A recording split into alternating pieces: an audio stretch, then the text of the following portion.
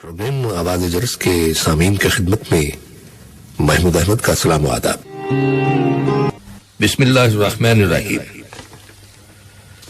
मौजूद सामीन, नबी अकरम सल्लल्लाहु अलैहि वसल्लम का इरशाद है, इन्नमल अमालु बिन्नियात, यानी अमाल का दारो मदार नियत पर है। मोमिन की नियत उसके अमल से भी ज्यादा अच्छी होती है। ये बात समझने में जरा दुश्वारी पेश आती है, मगर हकीकत यही है कि नियत अमल से ज्यादा बेहतर होती है। इसकी वजूहात हैं, और सबसे पहली बात तो यह है कि नियत करने से मोमिन को अजर मिलता है, नेकी लिखी जाती है। अमल में रिया का इम्कान है, लेकिन नियत करने से इंसान के अमाल में नेकी जरूर लिखी जाती है। और दूसरी इसकी वजह यह है कि नियत कल्ब का अमल है, और कल्ब को इंसान के पूरे जिस्म में फजीलत हासिल है कि यहाँ इंसान को मार्फत हासिल होती है।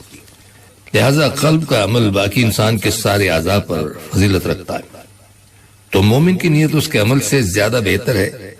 इसलिए हमेशा अपनी नियतों को टटोलते रहना चाहिए और निगरानी करते रहना चाहिए कि हम जो काम भी कर रहे हैं, क्या वाकई अल्लाह सुब्हानहू व तआला की रजा के लिए कर रहे हैं या फिर किसी और मकसद के लिए कर रहे हैं। तीसरी वजह यह है कि नियत के अंदर दवाम होता है, अमल में दवाम नहीं होता। कोई भी अमल करें महदूद होगा, लेकिन नियत के ऊपर कोई हद नहीं है। मिसाल के तौर पर एक आदमी नियत कर सकता है कि जब तक मेरी जिंदगी है मैं तहज्जुद पढ़ूंगा। अब अगर उसकी जिंदगी 80 साल है तो 80 साल की नियत हुई। तो ये जो दवाम है, इसकी वजह से नियत अमल से अफसल हो जाती है। पहाड़ों जैसे अमल कयामत के दिन नियत की खराबी की वजह से बर्बाद हो जाएंगे, और छोटे छोटे अमल जिनको इंसान करके भूल गया, नियत के इखलास की वजह से कयामत के रोज इंसान की बख्शिश का सबब बन जाएंगे। चुनांचे हदीस में आता है कि कयामत के दिन एक बंदा अल्लाह सुब्हानहू व तआला के हुजूर पेश किया जाएगा। उससे अपने हक लेने वाले बहुत होंगे। जब उनको उनका हक दिया जाएगा तो उस बंदे के सारे नेक अमल खत्म हो जाएंगे, और देखने वाले ये समझेंगे कि अब यह बंदा जहन्नुम में गया। मगर अल्लाह सुब्हानहू व तआला फरमाएंगे कि इसके नामा अमाल में जितने भी अच्छे अमाल हैं, गरचे वो लोगों में तकसीम हो गए, लेकिन इनमें यह भी लिखा हुआ है कि इसकी नियत में सब बंदों के लिए भलाई हुआ करती थी। तो ये जो इसकी भलाई की नियत है, वो मुझे इतनी पसंद आई है कि इस नियत पर मैंने इस बंदे की बख्शिश कर दी। और यह भी रिवायत में आता है कि क़यामत के रोज एक बंदा पेश किया जाएगा, और उसके नामा अमाल में हज का और उम्रे का और कितनी ही शब्बेदारियों का सवाब लिखा होगा। वो बंदा बड़ा हैरान होगा कि रब्बे करीम, मैंने तो हज किया भी नहीं और कोई उम्रा भी नहीं किया, या इतने नहीं किए जितने लिखे गए, और हज की तादाद ज्यादा है, ये क्या मामला है? तो उससे कहा जाएगा कि तुमने अमल तो थोड़ा किया था, लेकिन तुम्हारे दिल के अंदर नियत होती थी हर साल अल्लाह के दर पर हाजिरी देने की, हर रात में उठकर तहज्जुद पढ़ने की। वो जो तुम कहते थे कि ऐ काश अगर मेरे बस में होता, अगर वसाइल होते, अगर मेरे हालात अच्छे होते तो मैं ये कर लेता। वो जो तुम्हारे दिल से एक आरज़ू उठती थी और तमन्ना उठती थी, उस तमन्ना के इखलास को देखते हुए हम इस अमल का सवाब तेरे नामा अमाल में लिख दिया करते थे। कहते हैं कि इमाम अहमद बिन हम्बल रहमतुल्लाह अलैह का पड़ोसी एक हद्दाद था, यानी लोहार था। जब उसका इंतकाल हो गया, किसी ने उसे ख्वाब में देखा और उससे पूछा, भाई क्या बना? तो वो कहने लगा कि अल्लाह रब्बुल इज्जत की रहमत हुई, मुझे बख्श दिया गया और मुझे इमाम अहमद बिन हम्बल रहमतुल्लाह अलैह के दर्जे में पहुंचा दिया गया। वो शख्स बड़ा हैरान हुआ। ये खुद भी मुहद्दिस थे, आलिम थे। उन्होंने ख्वाब देखा और सोचने लगे कि इसके अहले खाना से पूछना चाहिए कि इसका कौन सा खास अमल था जो अल्लाह सुब्हानहू व तआला को पसंद आ गया। उन्होंने उनके अहले खाना से पूछा तो उनके घर वालों ने कहा कि उनमें दो बातें अजीब थी। एक तो ये कि उनके दिल में अल्लाह सुब्हानहू व तआला का बहुत एहतराम था, इतना था कि जब ये लोहा कूट रहे होते और हथौड़ा जब सर से ऊपर उठाते नीचे मारने के लिए, अगर ऐन उस वक्त अल्लाहु अकबर अजान की आवाज सुनते तो ये उसी वक्त हथौड़े को नीचे फेंक दिया करते थे। कहते थे कि अब मेरे परवरदिगार ने बुला लिया है, अब मैं पहले इसका हुक्म अदा करूंगा।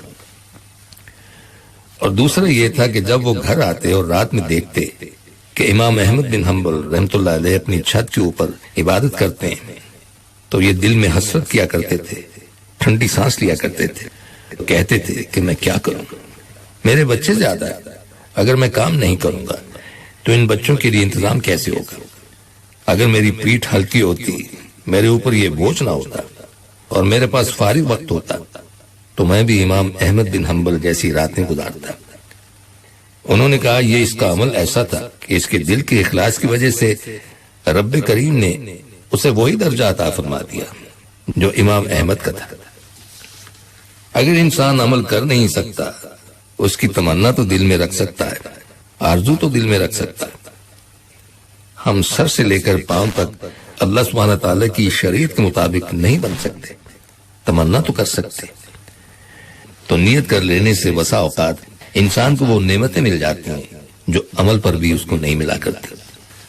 علماء نے لکھا ہے کہ صدق کے دل کی علامت یہ ہے کہ جو انسان کے بس میں ہو وہ کر لے۔ تو صدق کے دل کی علامت یہ لکھی گئی ہے کہ جتنا اس کے اختیار میں ہے وہ اگر کر لے گا تو اللہ تعالیٰ اسے وہ اجر بھی عطا کر دے گا جو اس کے اختیار سے باہر ہوگا۔ اس لیے قیامت کے دن بہت سے لوگ ایسے ہوں گے کہ جو دنیا کے اندر بڑے امیر گزرے ہوں گے، عمرہ کے اندر ان کا شمار ہوگا، مگر قیامت کے دن اللہ سبحانہ تعالیٰ فقراء میں ان کو شمار فرمائیں گے۔ اور کتنے لوگ ایسے ہوں گے کہ جو دنیا میں روٹی کو ترستے تھے، فاقوں میں زندگی گزارتے تھے، مگر قیامت کے دن قارون کے ساتھ ان کا حشر کر دیا جائے گا، اس لیے کہ دل کی نیت ان کی وہی تھی جو قارون کے دل کے اندر تھی۔ تو یہ دل کی نیت پر منحصر ہے۔ اگر ہمارے دل میں یہ نیت ہوگی کہ ہم اللہ سبحانہ تعالیٰ کی معرفت کو حاصل کرنا چاہتے ہیں، اس کی محبت سے اپنے دل کو لبریز کرنا چاہتے ہیں، عین ممکن ہے یہ اسی نیت کو اللہ قبول کر کے قیامت کے دن اپنے چاہنے والوں کی جماعت میں ہمیں شامل فرما دے۔ انسان کو چاہیے کہ دل میں نیت یہی رکھے کہ میں اللہ رب العزت کی فرما برداری والی زندگی گزارنا چاہتا ہوں۔ اس لیے 3 باتیں اللہ کے لیے خاص ہیں۔ ایک، رجوع، کوشش کی جائے کہ ہمیشہ اللہ کی جانب رجوع کیا جائے، اسے کہتے ہیں رجوع الی اللہ۔ دوسرا، احتیاج، کہ انسان ضرورت کے وقت ہمیشہ اپنے رب کی طرف متوجہ ہو، کوئی بھی ضرورت ہو، حتیٰ کہ جوتے کا تسمہ بھی ٹوٹ جائے تو اپنے اللہ سے مانگے۔ اور تیسری چیز، اعتماد، ہمیشہ اللہ رب العزت کے وعدوں پر کوئی بھی کام کیا جائے، اللہ تعالیٰ پر بھروسہ رکھے۔ جس بندے کے یہ 3 عمل ٹھیک ہوں گے اس کی زندگی شریعت اور سنت کے مطابق بن جاتی ہے۔ آج کے اس زمانے میں 3 باتوں میں قول اور فعل کا تضاد بہت ہو گیا۔ پہلی بات تو یہ کہ ہم کہتے ہیں ہم اللہ رب العزت کے بندے ہیں، مگر کام آزاد لوگوں جیسے کرتے ہیں، زندگی ایسے گزارتے ہیں جیسے ہم من مرضی کے مالک ہوں، اور زبان سے کہہ بھی دیتے ہیں کہ ہم وہ کریں گے جو ہماری مرضی ہوگی۔ تو بھائی جب کلمہ پڑھ لیا تو ہماری مرضی تو گئی، اب تو رب کی مرضی چلے گی، ہماری مرضی نہیں چلے گی۔ جو شریعت کا حکم ہوگا اسی پر عمل کیا جائے گا۔ ہم سب اللہ سبحانہ تعالیٰ کے بندے ہیں، اس کی ملک ہیں، وہ ہمارا مالک ہے۔ اللہ تعالیٰ کو بندوں پر اختیار بہت زیادہ ہے بنسبت اس کے جو ایک بندے کو غلام کے اوپر ہوتا ہے۔ تو غلام سے کیا توقع کی جاتی ہے کہ ہر بات میں وہ اپنے آقا کی بات مانے؟ کیا ہم بھی اپنے پروردگار حقیقی کی بات اسی طرح مانتے ہیں؟ تو زبان سے تو ہم کہتے ہیں کہ ہم اللہ کے بندے ہیں، لیکن کام آزاد لوگوں والے کرتے ہیں۔ ہمیں اپنی کوتاہیاں نظر نہیں آتی، باقی سب لوگوں کے اندر عیب نظر آتے ہیں۔ اسی لیے کسی عارف نے کہا ہے کہ اے دوست، تم لوگوں کے عیب اس طرح نہ دیکھو کہ جیسے تم لوگوں کے آقا ہو، بلکہ اس طرح سے دیکھو کہ جیسے تم بھی کسی کے غلام ہو۔ دوسری بات یہ ہے کہ ہم یہ کہتے ہیں کہ اللہ رب العزت ہمارا رازق ہے، رزق دینے والا ہے، لیکن دلوں کو اطمینان اس وقت تک نہیں آتا کہ جب تک سب کچھ اپنے پاس حاصل نہیں کر لیتے۔ زبان سے کہتے ہیں کہ اللہ کے وعدے سچے ہیں، مگر رزق کے معاملے میں جب تک آنکھ سے نظر نہیں آ جاتا کہ اب سب کچھ آ گیا ہے، جیب میں موجود ہے، اس وقت تک یقین نہیں آتا۔ ایک اور اہم بات یہ ہے کہ ہمیں اللہ سبحانہ تعالیٰ سے ملاقات کے لیے ہر وقت تیار رہنا چاہیے۔ اس بات کو ہم سب مانتے ہیں، مگر زندگی ایسے گزارتے ہیں کہ جیسے ہمیں مرنا ہی نہیں۔ ہر شخص یہی کہتا ہے کہ جی موت آنی ہے، لیکن اگر پوچھا جائے کہ اس کی تیاری کس نے کی تو ہم میں سے کوئی بھی ہاتھ کھڑا نہیں کرے گا. تو ہمیں موت کی تیاری کس طرح سے کرنی چاہیے ہم نہیں کر پاتے. دنیا ہی کے معاملات میں الجھے ہوئے ہوتے ہیں. دنیا انسان کے جسم کو بوڑھا کر دیتی ہے اور اس کی آرزوؤں کو جوان بنا دیتی ہے. عمر گزرنے کے ساتھ ساتھ آرزویں بھی جوان ہوتی چلی جاتی ہیں. ہم اپنے کاموں کو سمیٹتے نہیں ہیں. دنیا کے معاملات میں الجھے ہوئے ہوتے ہیں کہ اچانک موت کا وقت آ جاتا ہے اور موت کا فرشتہ ہمیں اپنے ساتھ لے جاتا ہے. تو اس موت کی تیاری ہمیں اسی زندگی میں کرنی ہے. اس کے لیے ہمیں کوئی الگ سے وقت نہیں ملے گا.